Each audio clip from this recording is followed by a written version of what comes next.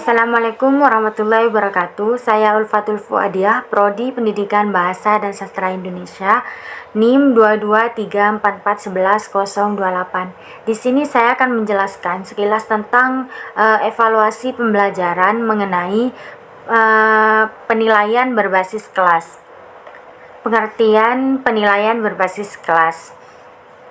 Lebih spesifiknya, penilaian berbasis kelas dapat diartikan sebagai suatu proses pengumpulan, pelaporan, dan penggunaan data dan informasi tentang hasil belajar peserta didik untuk menetapkan tingkat pencapaian dan penguasaan peserta didik terhadap tujuan pendidikan yang telah ditetapkan.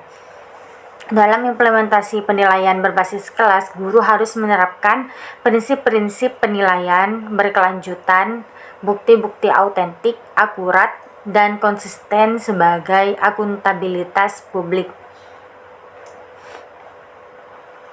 Dalam implementasi penilaian berbasis kelas, terdapat beberapa unsur. Yang pertama, penilaian prestasi belajar, penilaian kinerja, penilaian alternatif, penilaian autentik, dan penilaian portofolio.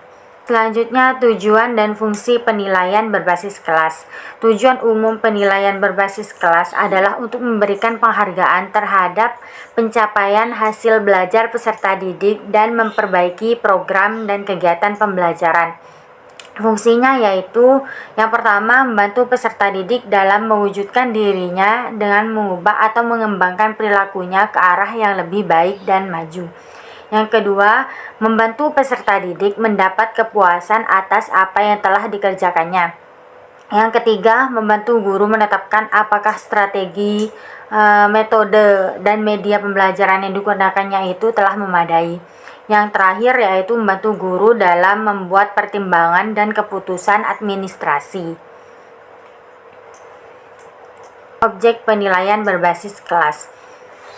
Yang pertama, penilaian kompetensi dasar mata pelajaran, yaitu pengetahuan, keterampilan, sikap, dan nilai-nilai yang direfleksikan dalam kebiasaan berpikir dan bertindak setelah peserta didik menyelesaikan suatu aspek mata pelajaran tertentu.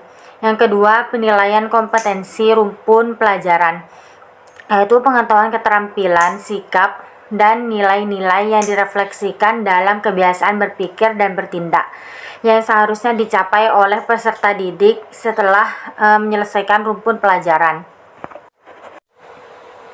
Yang ketiga, penilaian kompetensi lintas kurikulum, yaitu pengetahuan, keterampilan, sikap, dan nilai-nilai yang direfleksikan dalam kebiasaan berpikir dan bertindak, yang mencakup kecakapan belajar sepanjang hayat dan kecakapan peserta didik dan harus dicapai oleh peserta didik melalui pengalaman belajar serta berkesinambungan. Yang keempat, penilaian kompetensi tamatan, yaitu pengetahuan, keterampilan, sikap, dan nilai-nilai yang direfleksikan dalam kebiasaan berpikir dan bertindak setelah peserta didik menyelesaikan jenjang tertentu. Yang terakhir yaitu penilaian terhadap pencapaian keterampilan hidup, yaitu kecakapan hidup yang dimiliki peserta hidup melalui berbagai pengalaman belajar perlu dinilai sejauh mana kesesuaiannya dengan kebutuhan mereka untuk dapat bertahan dan berkembang dalam kehidupannya di lingkungan keluarga, sekolah, dan masyarakat. Selanjutnya, domain dan alat penilaian berbasis kelas. Yang pertama, domain kognitif. Isinya mengenai perilaku-perilaku yang menekankan aspek intelektual seperti pengetahuan, pengertian, dan keterampilan berpikir. Untuk mengukurnya bisa dengan tes lisan di kelas atau seperti portofolio. Kemudian domain psikomotor, yaitu berisi perilaku-perilaku yang menekankan aspek keterampilan motorik seperti tulisan tangan, mengetik, berenang, dan mengoperasikan mesin.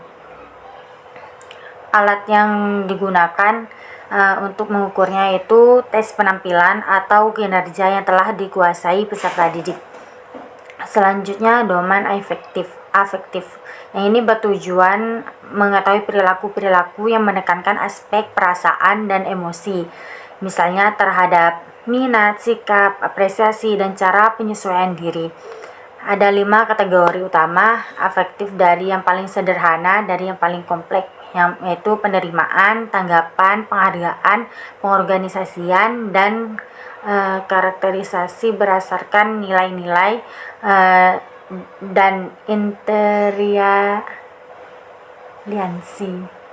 Secara umum, penilaian berbasis kelas harus memenuhi prinsip valid, mendidik, berorientasi pada kompetensi, adil dan objektif, terbuka, berkesinambungan, menyeluruh, dan bermakna. Valid itu artinya alat ukur yang digunakan dalam penilaian berbasis kelas harus betul-betul mengukur apa yang hendak diukur. Mendidik, yang artinya guru harus dapat memberikan penghargaan, motivasi, dan upaya mendidik lainnya kepada peserta didik yang berhasil serta membangkitkan semangat lagi peserta didik yang kurang berhasil. Sebaliknya, peserta didik yang kurang berhasil harus dapat memahami bahwa hasil yang dicapai merupakan suatu pembelajaran.